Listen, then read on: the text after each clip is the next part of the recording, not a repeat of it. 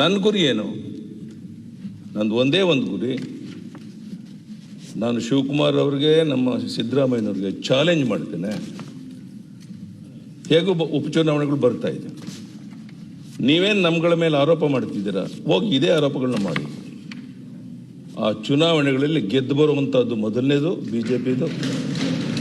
ಎರಡನೇದು, ಮುಂದಿನ ಚುನಾವಣೆಯಲ್ಲಿ 135ರಿಂದ 140 ಸೀಟ್ ಗೆದ್ದು ಇನ್ನು 10 ವರ್ಷ ಕಾಲ ನೀವು ಕಾಂಗ್ರೆಸ್ನವರು ವಿರೋಧ ಪಕ್ಷದಲ್ಲೇ ಕುಂತ್ಕೋಬೇಕು. ಅದನ್ನು ನೋಡುವಂಥದ್ದು ನನ್ನ ಜವಾಬ್ದಾರಿ ಇದೆ. ಅದನ್ನು ಮಾಡೇ ತೀರ್ತೇನೆ ಅನ್ನೋ ವಿಶ್ವಾಸ ನನಗಿದೆ. ಸನ್ಮಾನ್ಯ ಅಧ್ಯಕ್ಷರೇ, ಗುಲಾಂ ನಬಿ ಆಜಾದ್ ಅವರು ಹೇಳಿದ್ರು, ನಮ್ಮ ಕಾಂಗ್ರೆಸ್ ಪಕ್ಷ ಇನ್ನು 50 ವರ್ಷ ವಿರೋಧ ಪಕ್ಷದಲ್ಲಿ ಇರಬೇಕಾಗತ್ತೆ ಅಂತ. ಅವ್ರೇನು ಹೇಳಿದ್ದಾರೆ, ನಾನು ನಿಮ್ಗೆ ಹೇಳಕ್ಕೆ ಇಚ್ಛೆ ಪಡ್ತೇನೆ. ಸ್ವಾಮಿ, ನಿಮ್ಮ ಸ್ಥಿತಿ ಏನು?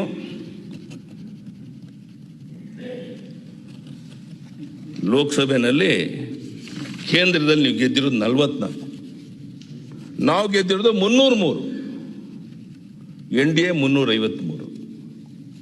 ಅಂದರೆ ಗುಲಾಂ ನಬಿ ಆಜಾದ್ ಅವರು ಇದೆಲ್ಲ ಅಂಕಿಅಂಶವನ್ನು ತಿಳ್ಕೊಂಡೇ ಈ ಮಾತನ್ನು ಹೇಳಿದ್ದಾರೆ ಅಂತ ನನಗೆ ವಿಶ್ವಾಸ ಇದೆ. ಸನ್ಮಾನ್ಯ ಅಧ್ಯಕ್ಷರೇ, ಏನಾಯ್ತು ಸ್ವಾಮಿ ನಿಮ್ಮ ಸ್ಥಿತಿ? ಇಷ್ಟೊತ್ತು ಮಾತಾಡಿದ್ರಲ್ಲ, ಇಂಥ ಅತಿರಥ ಮಾತ್ರ ನಾಯಕರೆಲ್ಲ ಆ ಕಡೆ ಕುಂತಿದ್ದೀರಲ್ಲ ಸನ್ಮಾನ್ಯ ಸಿದ್ದರಾಮಯ್ಯನವರೇ, ನಿಮ್ಮ ಪಕ್ಷಕ್ಕೆ 28 ಲೋಕಸಭಾ ಕ್ಷೇತ್ರದಲ್ಲಿ 25 ಲೋಕಸಭಾ ಕ್ಷೇತ್ರ ಭಾರತೀಯ ಜನತಾ ಪಾರ್ಟಿ ಗೆಲ್ತು. ರಾಜ್ಯದ ಜನ ಬಿಜೆಪಿ ಬಗ್ಗೆ, ನಮ್ಮ ಬಗ್ಗೆ ಒಂದು ವಿಶ್ವಾಸದ ಪರಿಣಾಮ ತಾನೆ. ಜನರಲ್ಲಿ ವಿಶ್ವಾಸ ಇಲ್ಲ, ರೈತರ ವಿಶ್ವಾಸ ಇಲ್ಲ, ಕೃಷಿ ಕಾರ್ಮಿಕರ ವಿಶ್ವಾಸ ಇಲ್ಲ, ಕೂಲಿ ಕಾರ್ಮಿಕರ ವಿಶ್ವಾಸ ಇಲ್ಲ ಅಂತ ಶಿವಕುಮಾರ್ ಅವರು ಏನು ಹೇಳಿದ್ರಲ್ಲ, ಈ ವಿಶ್ವಾಸ ಇಲ್ಲದೆ 25 ಲೋಕಸಭಾ ಕ್ಷೇತ್ರ ಗೆಲ್ಲಕ್ಕಾಗ್ತಿತ್ತೇನೋ? ವಿಧಾನಸಭೆ ಉಪಚುನಾವಣೆಯಲ್ಲಿ 15ರಲ್ಲಿ 12 ವಿಧಾನಸಭಾ ಕ್ಷೇತ್ರ ಗೆದ್ದು ಜನರ ವಿಶ್ವಾಸ ಇಲ್ಲದೆ ನಾವು ಗೆಲ್ಲಕ್ಕೆ ಸಾಧ್ಯ ಆಯ್ತಾ?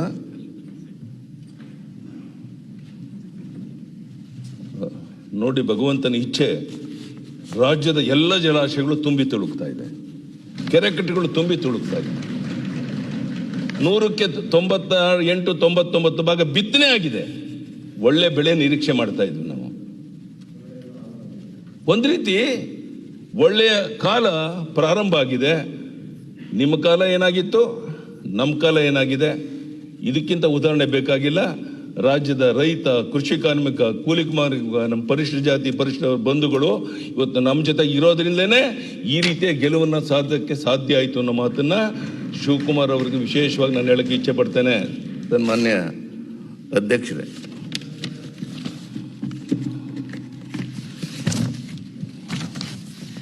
ಹಣ ಬಿಡುಗಡೆ ಬಗ್ಗೆ 2018, 19, 20ರಲ್ಲಿ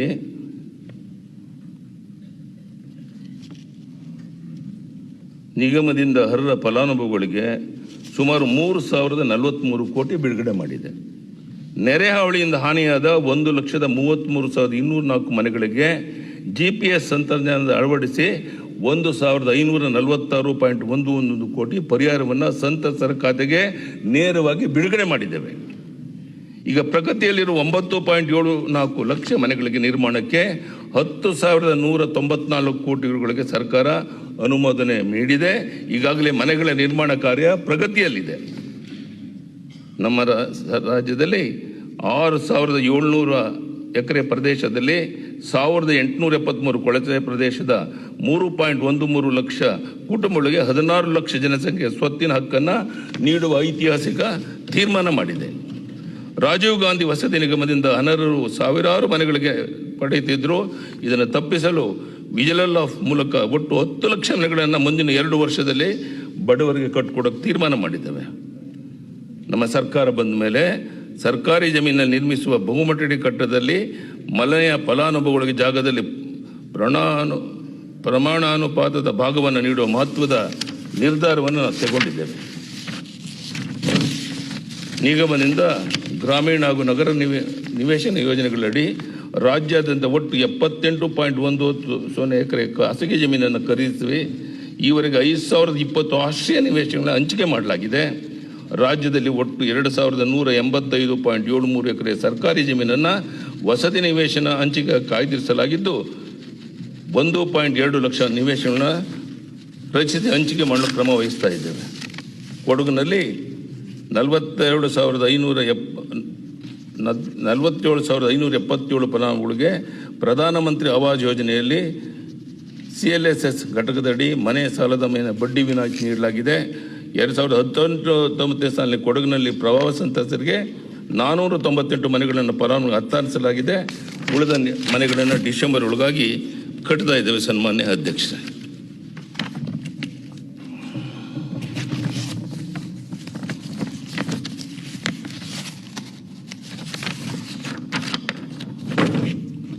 ದುರ್ದೈವ, ನನ್ನ ಕಾಲದಲ್ಲಿ ಅತಿವೃಷ್ಟಿ,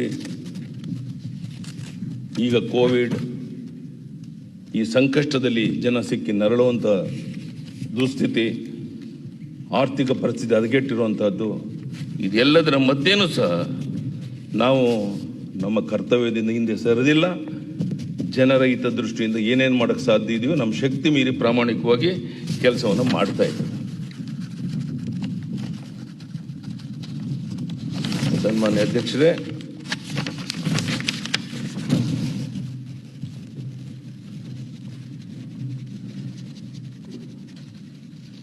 ಈ ಸಂತ್ರಸ್ತರು ಸಿಕ್ಕಂಥ ಸಂದರ್ಭದಲ್ಲಿ ನಾವು ಯಾವ ರೀತಿ ಕೆಲಸ ಮಾಡಿದ್ದೇವೆ.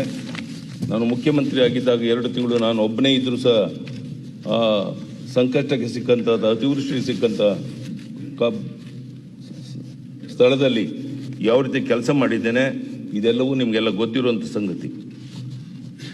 ಮನೆ ಕಳೆದುಕೊಂಡ ಸಂತ್ರಸ್ತರಿಗೆ ತಾತ್ಕಾಲಿಕ ವಸತಿಗಾಗಿ 10 ತಿಂಗಳು ಬಾಡಿಗೆ ನಿರ್ಮಾಣ 10 ತಿಂಗಳ ಬಾಡಿಗೆ ಕೊಟ್ಟಿದ್ದೇವೆ. ಶೆಡ್ ನಿರ್ಮಾಣಕ್ಕೆ 141 ಕೋಟಿ ಕೊಟ್ಟಿದ್ದೇವೆ. ಪ್ರವಾಹದಿಂದ ಸಾವಿಗೀಡಾದ 137 ಮಂದಿಯ ಕುಟುಂಬಗಳಿಗೆ ತಲಾ 7 ಲಕ್ಷ ರೂಪಾಯಿಗಳಿಂದ ಪರಿಹಾರ ನೀಡಿದ್ದೇವೆ. ನಷ್ಟವಾದ ಕೃಷಿ ಬೆಳೆಗಳಿಗೆ ಪರಿಹಾರ ರೂಪದಲ್ಲಿ 6.45 ಲಕ್ಷ ರೈತರ ಖಾತೆಗಳಿಗೆ 1232.19 ಕೋಟಿಗಳನ್ನು ಜಮಾ ಮಾಡಲಾಗಿದೆ. ಕೇಂದ್ರ ಸರ್ಕಾರದ ಮಾರ್ಗಸೂಚಿಯಿರುವ ಪರಿಹಾರಕ್ಕಿಂತ ಪ್ರತಿ ಹೆಕ್ಟೇರ್ ಬೆಳೆ ಹಾನಿಗೆ 10,000 ಹೆಚ್ಚಿನ ಪರಿಹಾರವನ್ನು ರಾಜ್ಯ ಸರ್ಕಾರ ನೀಡಿದ್ದೇವೆ. ಅಂದರೆ ಮಳೆ ಆಧಾರಿತ ಬೆಳೆಗಳಿಗೆ ಪ್ರತಿ ಹೆಕ್ಟೇರ್ಗೆ 16,800ರಂತೆ, ನೀರಾವರಿ ಬೆಳೆಗಳಿಗೆ ಪ್ರತಿ ಹೆಕ್ಟೇರ್ಗೆ 23,500ರಂತೆ ಮತ್ತು ತೋಟಗಾರಿಕೆ ಬೆಳೆಗಳಿಗೆ ಪ್ರತಿ ಹೆಕ್ಟೇರ್ಗೆ 28,000 ಪರಿಹಾರ ವಿತರಿಸಲಾಗಿದೆ. ನಾವು ರೈತರಿಗೆ ನೀಡಿದಂಥ 1,232.19 ಕೋಟಿ ಪೈಕಿ 605.28 ಕೋಟಿ ರೂಪಾಯಿಗಳಿಗೆ SDRF, NDRF ನಿಧಿಯಿಂದ ಮತ್ತು ಹೆಚ್ಚುವರಿ ಹಣ 626.91 ಕೋಟಿ ಹಣವನ್ನು ರಾಜ್ಯ ಸರ್ಕಾರದ ಬಿಡುಗಡೆ ಮಾಡಿದ್ದೇವೆ. ಇಂಥ ಪರಿಸ್ಥಿತಿ ಸಂದರ್ಭದಲ್ಲೂ ಸಹ ಮಳೆ ಹಾನಿಗೊಳಗಾದ ರಸ್ತೆ, ಕೆರೆ, ವಿದ್ಯುತ್ ಮೂಲಗಳ ಸೌಕರ್ಯಗಳ ದುರಸ್ತಿಗಾಗಿ ಸರ್ಕಾರದಿಂದ 4,462.12 ಕೋಟಿ ರೂಪಾಯಿಗಳನ್ನು ಬಿಡುಗಡೆ ಮಾಡಿ 3,243.17 ಕೋಟಿ ಈಗಾಗಲೇ ಖರ್ಚು ಮಾಡಿದ್ದೇವೆ. ವಿರೋಧ ಪಕ್ಷದವರು ನಮ್ಮ ಕೇಂದ್ರ ಸರ್ಕಾರದ ಹೆಚ್ಚಿನ ನೆರೆ ಪರಿಹಾರವನ್ನು ರಾಜ್ಯಕ್ಕೆ ತಂದಿಲ್ಲ ಅಂತ ನಾವು ಹೇಳ್ತಾ ಇದ್ದೀರಾ ಪದೇ ಪದೇ. ತಮಗೆ ಗೊತ್ತಿರಲಿ, 2008-9ರಿಂದ 13-14 ಅಂದರೆ ಈ 6 ವರ್ಷದಲ್ಲಿ ಕೇಂದ್ರದಲ್ಲಿ ಕಾಂಗ್ರೆಸ್ ನೇತೃತ್ವದ UPA ಸರ್ಕಾರ ಕೇವಲ 724 ಕೋಟಿ SDRF ಅಡಿ ಹಾಗೂ 2,669 ಕೋಟಿ ಬಿಡುಗಡೆ ಮಾಡಿದೆ.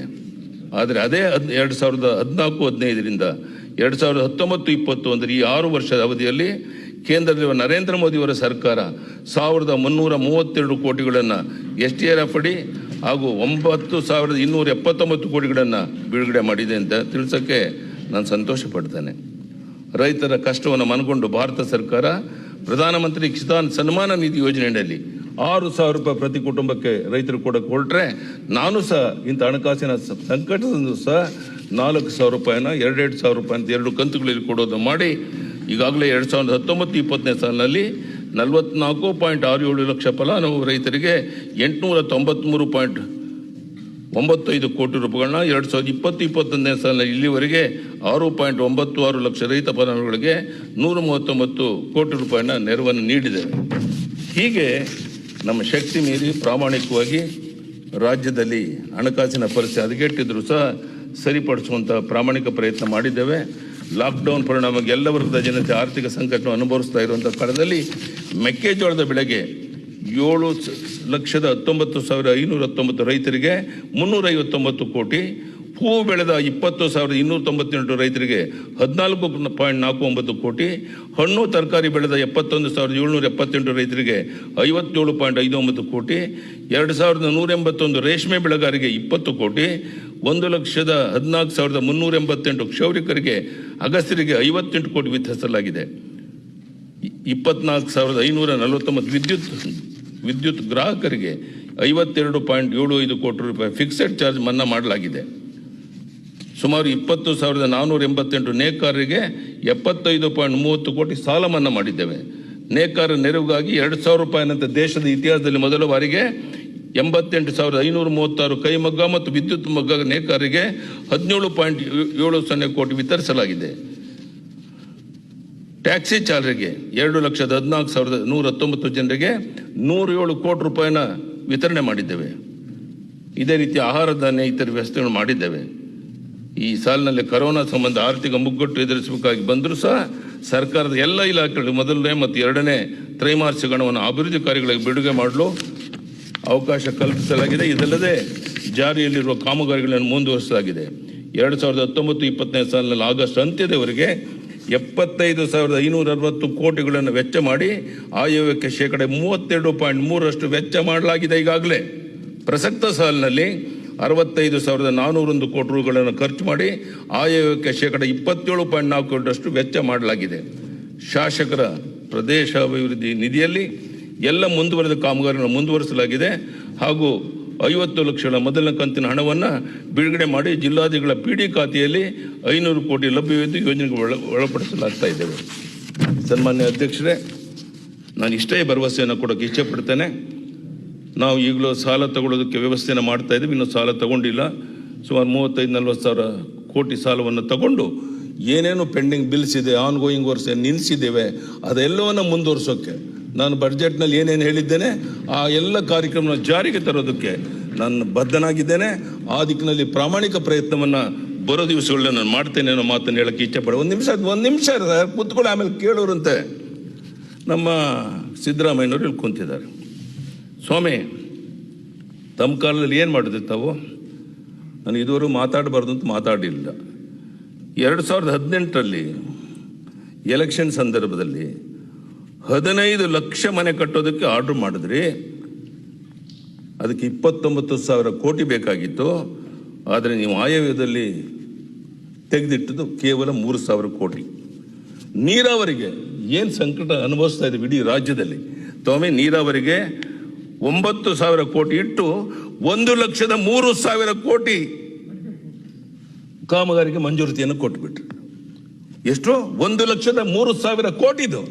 ಇನ್ನು 10 ವರ್ಷ ಬೇಕು ನೀವು ಪ್ರಾಮಿಸ್ ಮಾಡೋದನ್ನು ಪೂರ್ಣ ಮಾಡೋಕ್ಕೋಸ್ಕರ. ಇದು ನಿಮ್ಮ ಆಡಳಿತ ವೈಖರಿ. ಈ ರೀತಿ ನಿಮ್ಮ ಆಡಳಿತ ಅವಧಿಯಲ್ಲಿ ಜನಹಿತವನ್ನು ಸಂಪೂರ್ಣ ಮರೆತು ವ್ಯಾಪಕ ಭ್ರಷ್ಟಾಚಾರದಲ್ಲಿ ನೀವು ತೊಡಗಿ ಜನಹಿತವನ್ನು ಸಂಪೂರ್ಣ ಮರೆತು ಜನ ಇವತ್ತು ನಿಮಗೆ ಶಾಪ ಆಗ್ತಾ ಇದ್ದಾರೆ. ಅದಕ್ಕಾಗಿಯೇ ಲೋಕಸಭೆಯಲ್ಲೂ ಸೋತ್ರಿ, ವಿಧಾನಸಭೆಯಲ್ಲೂ ಸೋತ್ರಿ. ಬರೋ ದಿವಸಗಳಲ್ಲೂ ನಿಮ್ಮ ಸೋಲನ್ನು ಅನುಭವಿಸಬೇಕಾಗುತ್ತೆ. ಅದಕ್ಕೆ ತಕ್ಕ ಉತ್ತರವನ್ನು ಈ ನಾಡಿನ ಜನ, ರೈತರು, ಕೃಷಿ ಕಾರ್ಮಿಕರು, ದೀನದಲಿತರು ಉತ್ತರವನ್ನು ಕೊಡೋರಿದ್ದಾರೆ. ನೀವೇನು ಇವತ್ತು ಚರ್ಚೆಗಳನ್ನು ಮಾಡಿದ್ದೀರಾ, ಆ ಚರ್ಚೆಗೆ ತಕ್ಕ ಉತ್ತರವನ್ನು ಕೊಡ್ತಾರೆ ಅನ್ನೋ ಭರವಸೆ ನನಗಿದೆ. ಮತ್ತೊಮ್ಮೆ ನಾನು ಸಿದ್ದರಾಮಯ್ಯನವ್ರಿಗೆ ಹೇಳ್ತೇನೆ, ನೀವೇನು ನನ್ನ ಕುಟುಂಬದ ಬಗ್ಗೆ ನೀವು ಒಂದು ರೀತಿ ಆರೋಪವನ್ನು ಮಾಡಿದ್ದೀರಾ, ನಿಮ್ಮ ಜವಾಬ್ದಾರಿ ಅದನ್ನು ಪ್ರೂವ್ ಮಾಡುವಂಥದ್ದು. ಆರೋಪ ಮಾಡಿರೋರು ನೀವು.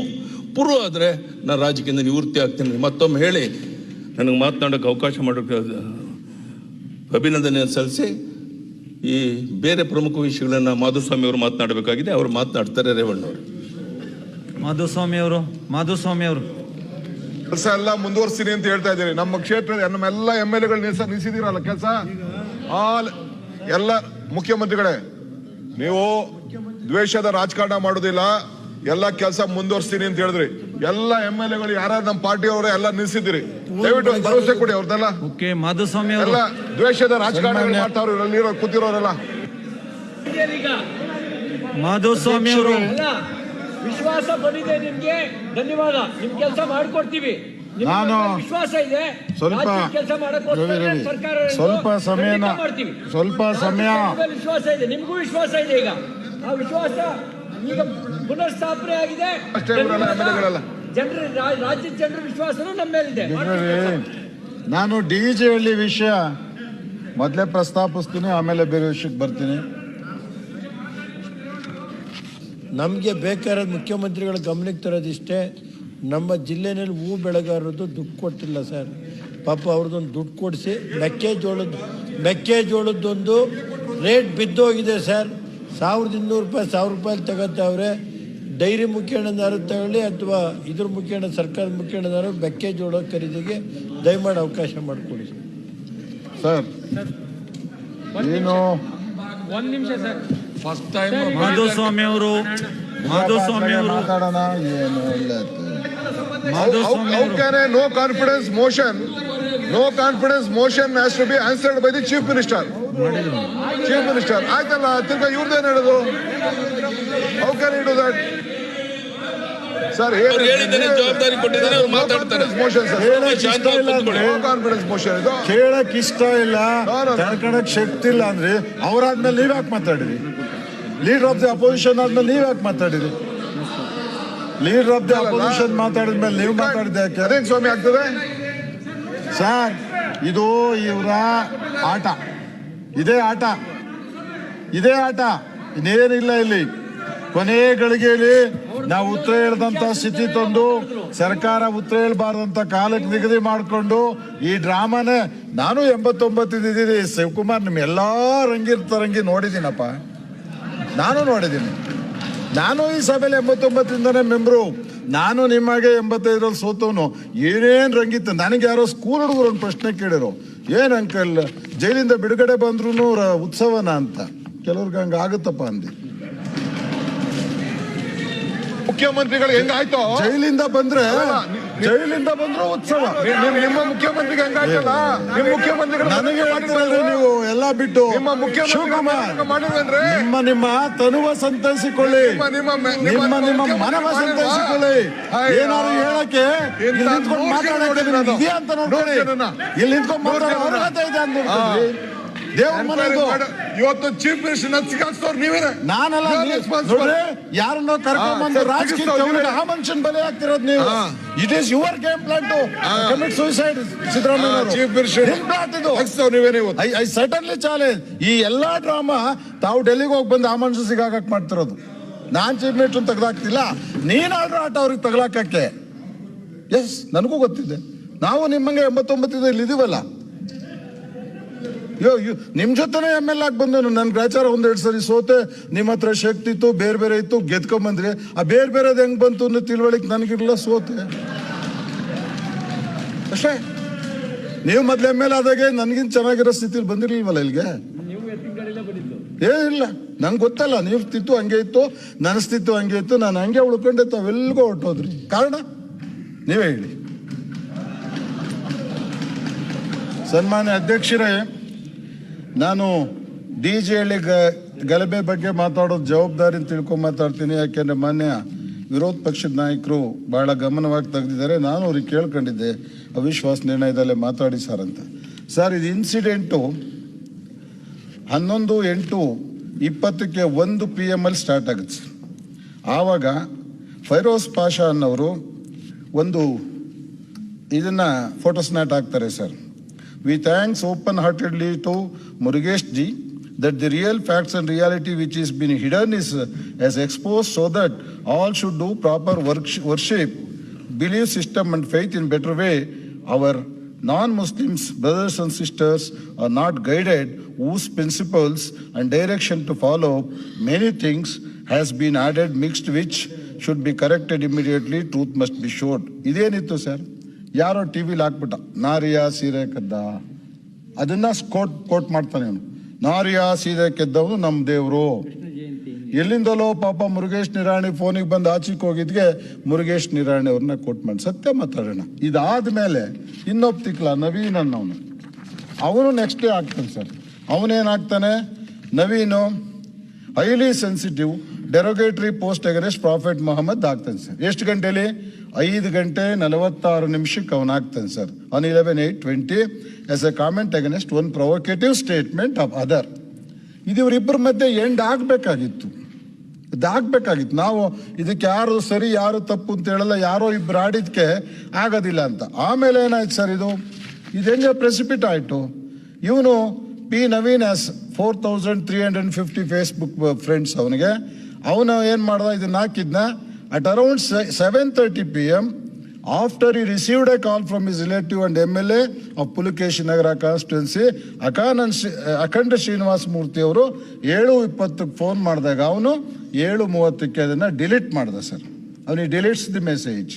ಆಮೇಲೆ ಏನಾಯ್ತು ಸರ್, ಆಮೇಲೆ ಇನ್ನೊಂದು screen shot of alleged post was taken on mobile phones at around 7 PM, as is apparently evident from this screenshot taken at after 1 hour of alleged post by Naveen and was circulated on social media. Yen sir idu?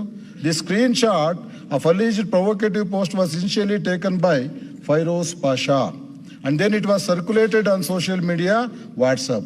Mudassir Ahmad Anavaru provoked and asked people to come to DJ Elli PS with his highly provocative post of his Facebook account. Next year ನಾನು ನಿಮಗೆ photo ಕೊಡ್ತೀನಿ sir.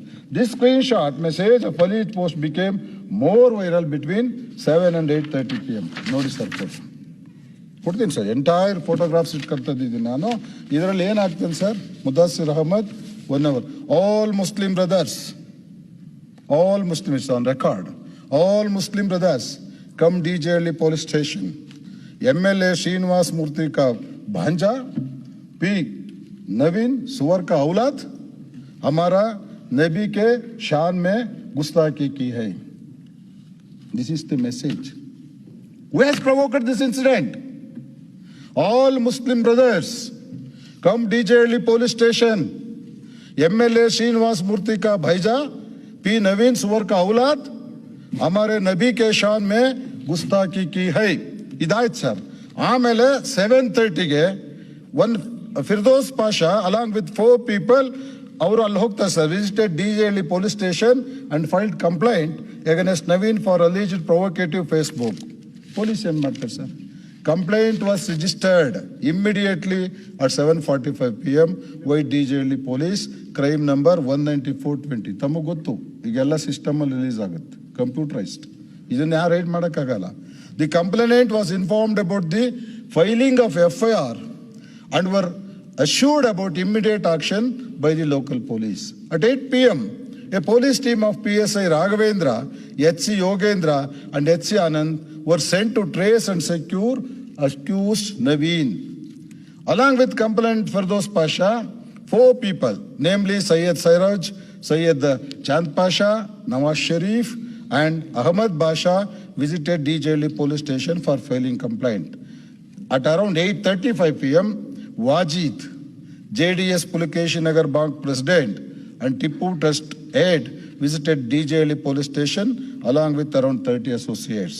At around 8:40 PM, one Muzammil Pasha of SDPI along with around 100 people came to DJ Elli police station. All these groups were informed about the FIR being filed in connection with the alleged post. They had not filed any formal complaint. They were demanding of immediate arrest and coercive action against Naveen. Though all efforts were made to convey them about the action being taken, they were not in a mood to listen. ಆಮೇಲೆ ಏನಾಗುತ್ತೆ sir, they continued to shout slogans, provoke people, gathered there and crowds swelled within short span of time. Around 8:45 PM, PI DJ Elli PS received phone call from Pulikeshi Nagar MLA stating that people are gathering near his house and requested to send police. PI DJ Elli immediately diverted Vaisala 35 to rest to Kaval Bay Sandra where MLA's house is there. Staff Yogendra, HC, who was part of team to secure Naveen, called and briefed PI DJ Elli that lot of crowd has gathered and gathered in front of Naveen's house and they are resorting to stone pelting on them and Naveen's house, so he has to send additional force. ACP Banaswadi and PI KJL had arrived at DJ Elli PS at around 9 PM. PI DJ Elli along with PI KJL with 2 available staff rushed towards Kaval Baisandra at around 9:05 PM and reached by 9:15. Initially, 17 police officers and staff were present at DJ Elli PS, 13 police officers and staff were present at KJL PS. Sri Keshav Murthy, PI DJ Elli, called and informed to ACP Banaswadi at around 8:42 PM Sri Ravi Prasad Banaswadi in turn called and briefed to DCP East about the development at 8:46 p.m. Ravi Prasad AC Banaswadi rushed to the DJL PC and reached by 9 p.m. Sri Sharanappa, SD IPS DCP East along with one KSRP and one CAR reached to DJL PS at 9:30 p.m. Simultaneously, officers and men were directed from other divisions. Sri Murugan IPS, additional CP East along with reinforcement reached by 10:15 at Periyar Circle but could not move as the crowd was more and roads blocked with burning vehicles in the mid of road. Sri Kamal Pant IPS CP Bangalore along with additional force reached by 10:20 at Periyar Circle but could not move as the crowd was more and roads blocked with burning vehicles in the mid of road. Around 8:55 p.m., PIDJLPS received phone calls from Pulkeshi Nagar MLA stating that people are gathering near his house and requested to send some police. PIDJL immediately diverted Vaisala 35 to rescue Kaval by Sandra. Staff Yogananda, who has part of team to secure Naveen, called and briefed PIDJL that lot of ground has gathered and gathered in front of Naveen's house and are resorting to stone pelting Anas and Naveen's house, so he has to send the additional force. ACP Banaswadi arrived at DJL police station around 9 p.m. PI DJL along with PI KJL with two available staff rushed towards Kaval Baisandra at around 9:05 p.m. and reached by 9:15. Team led by Raghavendra and his two staff managed to trace and secure accused Naveen around 8:50 p.m. but could not bring him out as large number of unruly mob had gathered in front of house and were indulging into stone pelting and later on into arson. The team correctly assessed the hostile environment and probable risk to life of accused. Therefore, he was safely moved to safe place for his safety, or else the enraged mob would have lynched him. Accused Naveen was formally arrested at around 4 a.m. by the investigation officer in crime number 194. He was safely moved to other place for his safety, or else the enraged mob would have lynched him and formally arrested at 4 a.m. by the investigation officer. Technical and scientific investigation established prima facie that he had posted the alleged provocation post at 8:46 p.m.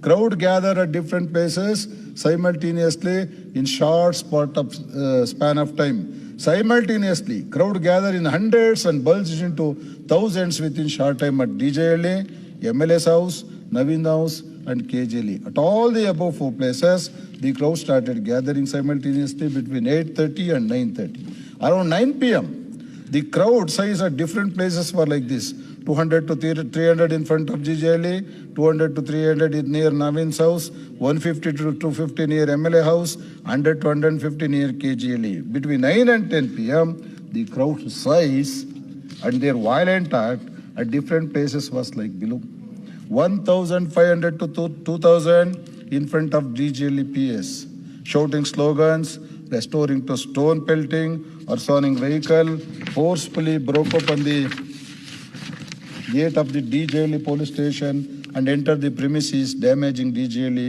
PS by stone pelting. 1,000 to 1,000 near Naveen's house, shooting slogans, pelting stones, damaged Naveen's house, damaged vehicles, set fire to vehicles on the road. 800 to 1,000 near MLA's house, uttering provocative slogans, pelting slogans, damaging MLA's house, damaged vehicles, set fire to vehicles on the road. 300 to 400 near KJLA PS, argumenting with the police, shouting slogans, demanding the handover of Naveen, thinking he is secured and brought their damaged vehicles. Between 10 p.m. to 11 p.m., the crowd size and their violent acts at different places was like this below: 2,000 to 3,000 in front of DJLA PS, shouting slogans against police act, asking mob to attack PS and police, resorting to stone pelting, attacking with weapons, arsoning vehicles, damaging DJLA PS, set fire to vehicles in the basement of DJLA police station, damaged DCP EST vehicle and other government vehicle. Miscreants also attacked press person and damage their vehicles and camera. 1,500 to 2,000 near Naveen's house, shouting slogans, pelting stones, ransacked Naveen's house and set fire to vehicles on the road. 2,000 to 2,500 near MLA's house, uttering provocative slogans, pelting stones, damaged MLA's house, damaged vehicles, set fire to vehicles on the road. 500 to 600 near KGL PS, argumenting with police, shouting slogans, demanding to hand over Naveen, thinking he is secured and brought here, damaged the vehicles, pelted stones, attempted several attempts to breach the police station gate and damaged KGL PS. They also ensured that the force reinforcements it obstructed by blocking the roads and burning the vehicles in the middle of the road and various places. ಅದು tannery road ಅಧ್ಯಕ್ಷೆ, ಗಲ್ಲಿ ಎಲ್ಲ ಓದ್ಲೇಬೇಕಿದ್ರು. ಹಾಗಾಗಿ police movement ಅನ್ನ complete block ಮಾಡಿದ್ರು. Between 11 and 12 ಎರಡು page ಇದೆ, ಎರಡು ಪೇಜ್. ಸಮಯದ ಹಿನ್ನೆಲೆಯಲ್ಲಿ The crowd size and their violent acts at different places was like below. 2,000 to 300 in front of DJ Lee, shouting slogans, asking mob attack PS and police, resorting to stone pelting and others. Vehicles on Shampura Main Road, Post Police Station, 1,000 to 1,500 near Naveen's house, Ade Galate, 1,000 to 1,000 fair MLA's house in front of DJ Lee PS, 600 to 800 near. They also ensured that the force reinforcement is obstructed by blocking the roads and burning the vehicles in the middle of the road at various levels. The ground, ಏನ್ ಮಾಡ್ಬೇಕು sir? ಈಗ waste ಮಾಡಿದ್ರೆ ಅಂತ ಓದಂತಾರನ್ರಿ, waste ಮಾಡಿದ್ರೆ report ಓದಂತಾರ. ಯಾರು ನೀವು ಅದು ಯಾರಿದ್ದು ನೋಡ್ಬೇಕಲ್ಲ. HK Patil ನಾನು ತಮಗೆ ಬಿಡಿ ಸರ್, ಫುಲ್ ಪ್ರೂಫ್ ಆಗಿ ಕೊಡ್ಲಿಕ್ಕೆ ಹೊರಟಿದ್ದೀನಿ. ಒಂದ್ ನಿಮಿಷ ಜಮೀರ್ ಕೂತ್ಕೊಳ್ಳಿ. ಏನ್ ಕೇಳೋದಂದ್ರೆ ಇನ್ನೋಸೆಂಟ್ ಅರೆಸ್ಟ್ ಮಾಡ್ತಿರಲ್ಲ, ಕೂತ್ಕೊಳ್ಳಿ ಸರ್. ಕೂತ್ಕೊಳ್ಳಿ ಸರ್. ಇಲ್ಲ ಬೇಡ ಬೊಮ್ಮಾಯಿ, ನಾನು ಹೇಳಕೊಟ್ಟ ಉದ್ದೇಶ ಪ್ಲೀಸ್ 5:46 ಅವನು ಪೋಸ್ಟ್ ಮಾಡ್ತಾನೆ. 7:15 ಗಂಟೆ ಒಳಗೆ ಅದು ಡಿಲೀಟ್ ಆಗುತ್ತೆ. ಅಖಂಡ ಅಲ್ಲ, ಆಯ್ತು, ಗೊತ್ತಾಗ್ಲಿ ಬಿಡ್ರಿ. ಆಮೇಲೆ ಗ್ಯಾದರ್ ಆಗ್ತಾರೆ ದಿ ಎಂಟೈರ್ ಮಾಬ್. ಅವನ್ ಹಿಡ್ಕೊಂಬಂದು ನನಗೆ ಕೊಡು ಅಂತ ಗಲಾಟೆ ಮಾಡೋದು ದೇಶಪಾಂಡೆ ಅವರೇ. Ken it happen anywhere? Police ಅವನ್ ತಂದು ಇವ್ರಿಗೆ ಕೊಡ್ಬೇಕಾಗಿತ್ತಂತೆ, ಕೊಡ್ಲಿಲ್ಲ ಅಂದ್ರೆ ಪೊಲೀಸ್ ಸ್ಟೇಷನ್ನೇ ಧ್ವಂಸ, ಅವನ ಮನೆ ಧ್ವಂಸ, ಶ್ರೀನಿವಾಸ್ ಮನೆ ಧ್ವಂಸ. ಆಮೇಲೆ ಎಲ್ಲಾ ರೋಡ್ಗಳು ಬ್ಲಾಕ್, ಪೊಲೀಸ್ ಬರಂಗಿಲ್ಲ. ಎಲ್ಲ ಕಡೆ ರೋಡ್ ಬ್ಲಾಕ್ ಮಾಡೋದು, ಪೊಲೀಸ್ ವೆಹಿಕಲ್ಗಳನ್ನ ಸುಡೋದು, ಏನ್ ಬೇಕಾ ಮಾಡೋದು, ಸಿಕ್ಕದವ್ರಿಗೆ ಅರ್ಸನ್ ಮಾಡೋದು, ಲೂಟ್ ಮಾಡೋದು. ಕೊನೆಗೆ ಏನಾಗುತ್ತೆ ಸರ್, ಇದು ಎಲ್ಲಿಗೆ ಹೋಗಿ ನಿಲ್ಲುತ್ತೆ? ಮೊನ್ನೆ ಜಮೀರ್ ಅವರು ಮತ್ತೆ ರಿಜ್ವಾನ್ ಅವರು ಅಲ್ಲಿಗೆ ಹೋಗ್ತಾರೆ. ಅವ್ರು ರಿಕ್ವೆಸ್ಟ್ ಮಾಡ್ತಾರೆ, ಪಾಪ ಬೇಡಪ್ಪ ಹಿಂಗೆಲ್ಲ ಆಡಬೇಡಿ, ಇದೆಲ್ಲ ಚೆನ್ನಾಗಿ ಕಾಣೋದಿಲ್ಲ ಅಂತ. ಎಂಡಾರ್ಸ್ ಅವರಿಬ್ರು ರಿಕ್ವೆಸ್ಟ್ ಮಾಡಿರೋ, ಅಲ್ಲಿ ಯಾರು ಕೇಳೋರಿರಲ್ಲ. ಆತ್ಮಸಾಕ್ಷಿ ಇದ್ರೆ ಹೇಳಿ, ಜಹೀರ್ ಅಹಮದ್ ಅವರು ಇವ್ರಿಗೆ ಹೇಳಿ, ಅವರು ರಿಕ್ವೆಸ್ಟ್ ಮಾಡ್ತಾರೆ, ಬೇಡ ಇದನ್ನೆಲ್ಲ ದೊಡ್ಡದು ಮಾಡಬೇಡಿ ಅಂತ. No one heeds to their advice. ಆಗ ಏನಾಗುತ್ತೆ, ಸ್ಟಾರ್ಟ್ ಆಗುತ್ತೆ. ಅವರೇ ವೆಪನ್ ತರ್ತಾರೆ, ಅವರೇ ಎಸಿತಾರೆ, ಅವರೇ ಹೊಡಿತಾರೆ, ಅವರೇ ಲೂಟ್ ಮಾಡಕ್ ಶುರು ಮಾಡ್ತಾರೆ. ಏನು sir, in a fraction of 1.5 hours 5,000-6,000 ಜನ ಅಂತ ಒಂದು ಕಿಷ್ಕಿಂದಿ ರೋಡಲ್ಲಿ ಸೇರ್ಕೊಂಡು ಪೊಲೀಸ್ನ ಸಿಕ್ಕಿರು ಪೊಲೀಸ್ನವ್ರಿಗೆ ಉಯ್ಯೋದು, DCP ಸಿಕ್ಕಿ DCP ವೆಹಿಕಲ್ಸ್ ಸುಡೋದು, ಕಮಿಷನರ್ ಬಂದ್ರೆ ಕಮಿಷನರ್ ವೆಹಿಕಲ್ಸ್ ಸುಡೋದು, ತಡೆದು ಯಾವುದೇ ಮೂಮೆಂಟ್ ಇಲ್ದಂಗೆ ದೇಶಪಾಂಡೆ ಅವರೇ ಅಬ್ಸ್ಟ್ರಕ್ಟ್ ಮಾಡ್ತಾರೆ.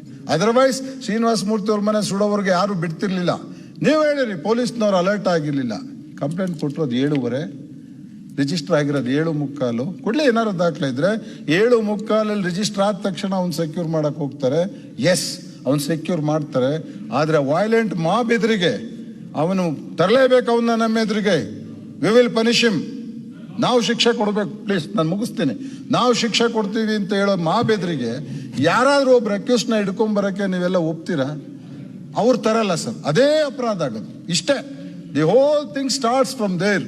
ಅವನು ಅಲ್ಲಿದ್ದಾನೆ ಅನ್ನೋದು ಅವನ ಮನೆಗೆ ಹೋಗೋದು, ಅವನು ಶ್ರೀನಿವಾಸ ಮನೇಲಿದ್ದಾನೆ ಅನ್ನೋದು ಅಲ್ಲಿಗೆ ಹೋಗೋದು, KJಹಳ್ಳಿ ಪೊಲೀಸ್ ಸ್ಟೇಷನ್ ಆಗಿದ್ದಾನೆ ಅಂತ ಗೆಸ್ಟ್ ಮಾಡೋದು, ಹೋಗೋದು, ನುಗ್ಗೋದು, ಹೊಡೆಯೋದು, ಬೆಂಕಿ ಇಕ್ಕೋದು. ಮಾಡೋಕ್ಕಾಗಲೇ ಇಲ್ಲ control. No one could control. ನಾನು ಹೇಳಿದ್ದೀನಿ, ಯಾಕೆ ಹೇಳಿದ್ದೀನಿ, ಎಷ್ಟು ಜನ ಇದ್ರು ಅಷ್ಟೊತ್ತಲ್ಲಿ ರಾತ್ರಿ 10:30 11 ಗಂಟೆ ಸಮಯದಲ್ಲಿ ಅಂತ. This house has to imagine. ಕೂತ್ಕೊಳ್ಳಿ ಸರ್, ಆಮೇಲೆ ಮಾತಾಡೋರಿ ಅಂತ. ಇಮ್ಯಾಜಿನ್. ಆಮೇಲೆ ಏನಾಗುತ್ತೆ, ಸಿಕ್ತಂಗೆ ಯಾರಿಗೆ ಬೇಕೋ ಅವ್ರವ್ರಿಗೆ ಹೊಡೆಯೋದು, ಯಾರಿಗೆ ಬೇಕು. ಪೊಲೀಸ್ ನಾನು ಟಾರ್ಗೆಟ್ ಮಾಡ್ತಾರೆ. Police was targeted. ಅದನ್ನೆಲ್ಲ ನಾನು ಓದಬೇಕಾಗತ್ತೆ ನೋಡಿ. The crowd did not disperse. Efforts were made to convince mob to disperse through intervention of elected representatives, Chamarajpet MLA and Shivaji Nagar MLA. But no one heeded. ಅವ್ರೇನು ತಪ್ಪು ಬರ್ತಿಲ್ಲ. You attempted. ನೀವು ಕೇಳ್ಕಟ್ಟಿದ್ದೀರಾ ನಮ್ಗೊಂದು 15 ನಿಮಿಷ ಬಿಡಿ, ನಾವು ಸಮಾಧಾನ ಮಾಡ್ತೀವಿ ಅಂತ. ಯಾರು ತಮ್ಮನ್ನು ಕೇಳಿಸ್ತಿದ್ದಿಲ್ಲ, ನಿಲ್ಲಿಲ್ಲ. ಸತ್ಯ ಒಪ್ಕೋಬೇಕು. ಏನು ಮಾಡಬೇಕು? ಶುರು ಮಾಡ್ಕೊಂಡ್ರು. ಏನೇನು ಸಿಕ್ಕತ್ತೆ ಅದ್ರಲ್ಲಿ ಹೊಡೆಯೋದು, ಏನೇನು ಸಿಕ್ಕತ್ತೆ ಅದಕ್ಕೆ ಬೆಂಕಿ ಇಕ್ಕೋದು, ಹೆಂಗೆ ಬೇಕು ಹಂಗೆ ಆಡೋದು. ರೈಜಿಗೆ ಸರಿ, ಕಮಿಷನರಿಗೆ ಸರಿ, ಹೆಂಗೆ ಬೇಕಂಗೆ ಸರ್. ಈ ಥರ ವರ್ತಿಸಿದಾಗ ಪೊಲೀಸ್ ಏನು ಮಾಡಬೇಕಾಗಿತ್ತು ಹೇಳಿ? Police what was the job left or option left with police? ಪೈರಿಗೆ ಶೂಟ್ ಮಾಡ್ತಾರೆ, ರಬ್ಬರ್ ಬುಲೆಟ್ ಶೂಟ್ ಮಾಡ್ತಾರೆ, ಲಾಠಿ ಚಾರ್ಜ್ ಮಾಡ್ತಾರೆ. No one needs. ಯಾರು ತಲೆ ಕೆಡಿಸ್ಕೊಳಲ್ಲ, ಯಾರು ಕೆಡಿಸ್ಕೊಳಲ್ಲ. ಎಂಟೈರ್ ಮಾಬನ್ನ ಎನ್ರೇಜ್ ಮಾಡ್ಕೊಂಡ್ ಬರ್ತಾರೆ. ಮತ್ತಲ್ಲಿ ಯಾರೋ ಹೇಳ್ತಾರೆ, ಇದು ಸಾರ್ ಇದು ಕಾಂಗ್ರೆಸ್ನವ್ರ ಒಳಜಗಳ, ನಾವೇನು ಮಾಡೋಕ್ಕಾಗಲ್ಲ, ಅವರೆಲ್ಲೋ ಇದ್ದಾರೆ, ಈ ಕಡೆಗೆ ಬಂದ್ಬಿಟ್ಟವ್ರೆ, ಇನ್ನೊಬ್ರು ಯಾರೋ ಅಲ್ಲಿಗೆ MLA ಆಗೋರು ಸಹಿಸ್ತಾ ಇಲ್ಲ, ಇದು ನಾವೇನು ಮಾಡೋ ಸ್ಥಿತಿಲಿ ಇಲ್ಲ ಅಂತ. ತಾವು ಮನಸ್ಸು ಮಾಡಿದ್ರೆ ಕಾಂಗ್ರೆಸ್ನವರು ಕುಂಡಿಸ್ಕೊಂಡು ಅವ್ರಿಬ್ರಿಗೂ ಸಮಾಧಾನ ಮಾಡಿದ್ರೆ ಸರಿ ಆಗ್ತಿತ್ತೇನೋ. ಅಲ್ಲಲ್ಲ ಮಾತು ನಾನು ಬಿಡ್ರಿ. ಆಮೇಲೆ ದೇಶಪಾಂಡೆ ಅವರೇ, ಒಂದ್ ನಿಮಿಷ, ಏನು ಮಾಡಿದ್ರು ಐ ವಿಲ್ ಗಿವ್ ಎವಿಡೆನ್ಸ್. ನಾವು ಸ್ಟೇಟ್ಮೆಂಟ್ಸ್ ಎವಿಡೆನ್ಸ್ ಕೊಡ್ತೀವಿ. ನಾವು ನಿಮ್ಮಂಗ್ ಬೇಕಾಗಿ ಮಾತಾಡೋಗಲ್ಲ ಇಲ್ಲಿ. I cannot speak vague sir. ಇಲ್ಲಿ ನಮ್ಮ ಹತ್ರ ಇದೆಲ್ಲದಕ್ಕೆ ಯಾರು ಜನ ಹೇಳ್ತಾರೆ ಅಂದ್ರೆ I show the photographs to the house. ಹೆಂಗ್ ವರ್ತಿಸ್ತಾ ಇದ್ರು ನೋಡಿ ನೋಡಿ. What evidence you want? What evidence you want? Is this the way a crowd is supposed to move? What evidence do you want? What evidence Zair wants? What evidence you want? Tell me. Helri, yav evidence bekre? Hello, what evidence? What evidence you want? Nodi. What evidence? Helri, take. ಇದೆಲ್ಲ ನಾವು create ಮಾಡಿದೀವ? ನಾನು ಇದೆಲ್ಲ CCTV footage ಅಲ್ಲಿ ತಗೊಂಡಿದ್ದೀವಿ. ಸನ್ಮಾನ್ಯ ಸಿದ್ದರಾಮಯ್ಯನವ್ರು ಹೇಳಿದಾಗೆ ಯಾವ ಅಮಾಯಕನ್ನು ಅರೆಸ್ಟ್ ಮಾಡಿಲ್ಲ, ಎಲ್ಲಾರನ್ನೂ CCTV ಫುಟೇಜ್ ಅಲ್ಲಿರೋರ್ನೇ ಮಾಡಿರೋದು. After confirmation only through CCTV footage accuse 421 ಜನ ಅರೆಸ್ಟ್ ಆಗವ್ರೆ. ಅದರಲ್ಲಿ 5-6 ಜನ ಮಕ್ಕಳವ್ರೆ, ಅವ್ರನ್ನ ಎಲ್ಲಿಡಬೇಕು ಸೆಂಟ್ರಲ್ ಇಟ್ಟಿದ್ದೀವಿ. ಇದರಲ್ಲಿ ಯಾರು ಅಮಾಯಕರಿಲ್ಲ, ಎಲ್ಲರೂ ಆಕ್ಟಿವ್ ಆಗಿದ್ದಾಗ ಯಾರ್ಯಾರು ಫೋಟೋಗ್ರಾಫಲ್ಲಿ ಇದ್ರು ಅಲ್ಲಿ ತಂದಿರೋದು ಬಿಟ್ರೆ ಬೇರೆ ಏನಿಲ್ಲ. ಇದು ಪ್ರೀ ಪ್ಲಾನ್ ಸರ್. ಇದು ಪ್ರೀ ಪ್ಲಾನ್. ಯಾರೋ ಒಬ್ಬ ಚೇಷ್ಟೆ ಮಾಡ್ತಾನೆ, ನಿಮ್ಮ ಪಾರ್ಟಿ MLA, ಅವನಿಗೆ ಬಾಮೈದ ಅವನಿಗೆ ಇವ್ರು ಹೇಳಿ ಸುಮ್ಮನಾಗೋ ಅಂತೇಳಿ ಡಿಲೀಟ್ ಮಾಡಿಸ್ತಾರೆ. ಡಿಲೀಟ್ ಆದ್ರೂ ಎನ್ರೇಜ್ ಆಗೋದು ತಪ್ಪದೇ ಇಲ್ಲ. ಯಾರಿಗೋ ಶ್ರೀನಿವಾಸ ಮೂರ್ತಿ ಮನೆ ಯಾಕೆ ಸುಡ್ತಾರೆ ಸರ್? ಶ್ರೀನಿವಾಸ ಮೂರ್ತಿ ಮನೆ ಯಾಕ್ರಿ ಸುಟ್ರಿ? ಪೊಲೀಸ್ ಸ್ಟೇಷನ್ ಯಾಕೆ ಸುಟ್ರಿ? ಪೊಲೀಸ್ ಆಫೀಸರ್ಸ್ ವೆಹಿಕಲ್ ಯಾಕೆ ಸುಟ್ರಿ? ಯಾಕೆ ಅವ್ರು ಯಾರು ನಿಮ್ಮ ಲೀಡರ್ಗಳ ಮಾತು ಕೇಳಲಿಲ್ಲ? ಇದೆ ಈ ತರ ಬೆಂಗಳೂರನ್ನ ನೀವು ಬೆಳೆಸಕ್ ಶುರು ಮಾಡಿರೆ, ಈ ತರ ಬೆಂಗಳೂರನ್ನ ಸುಡಕ್ ಶುರು ಮಾಡಿರೆ, ಈ ತರ ಬೆಂಗಳೂರಿಗಿರೋ ಪೊಲೀಸ್ ಆಫೀಸರ್ಸ್ಗೆಲ್ಲ ಹೊಡಿಯಕ್ ಶುರು ಮಾಡಿರೆ, what is left with government? ಸರ್ಕಾರಕ್ಕೆ ಇನ್ನೇನು ಉಳಿದೆ? ಆ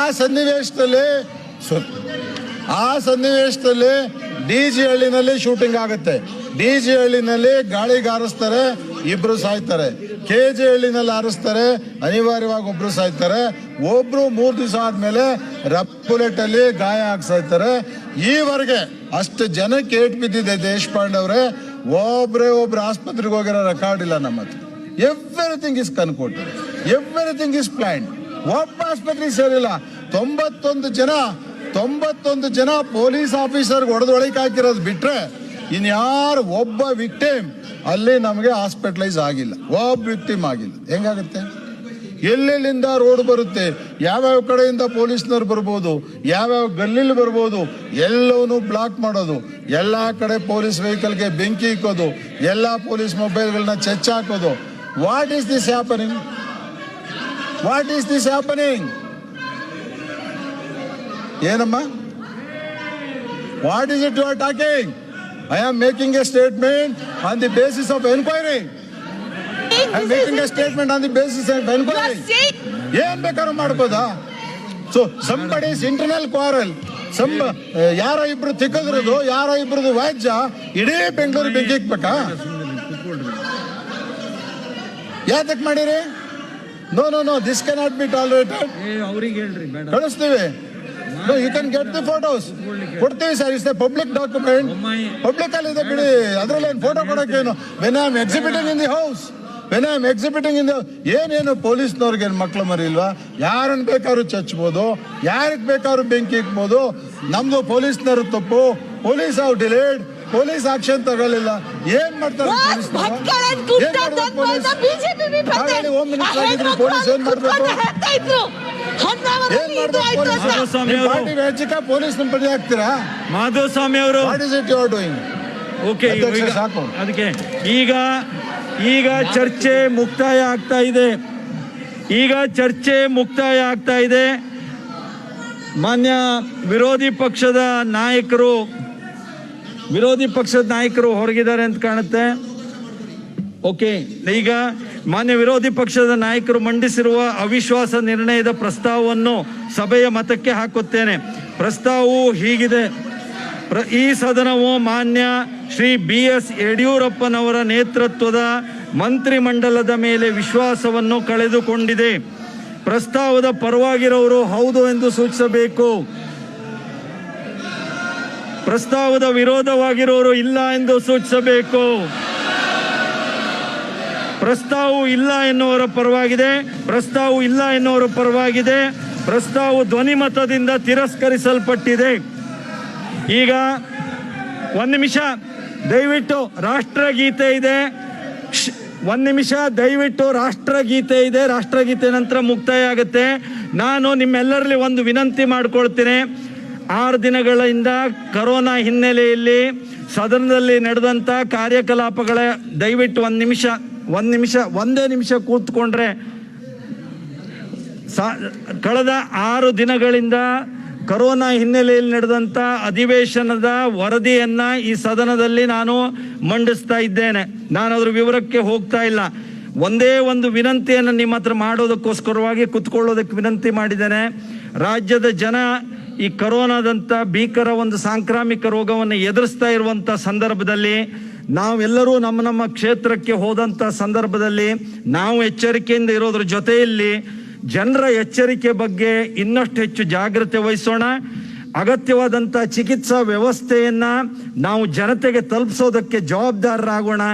ಜನರಲ್ಲಿ ಮೂಡಿರುವ ಆತಂಕ ಏನಿದೆ ಆ ಆತಂಕ ದೂರ ಮಾಡಿ ನಾವು ಅದನ್ನು ಸಮರ್ಥವಾಗಿ ಎದುರಿಸೋದಕ್ಕೆ ಸಂಕಲ್ಪ ಮಾಡೋಣ ಅಂತ ನಿಮ್ಮೆಲ್ಲರಲ್ಲಿ ವಿನಂತಿ ಮಾಡ್ಕೊಳ್ತಾ ರಾಷ್ಟ್ರಗೀತೆಯೊಂದಿಗೆ ಮುಕ್ತಾಯ ಆಗುತ್ತೆ. ರಾಷ್ಟ್ರಗೀತೆ.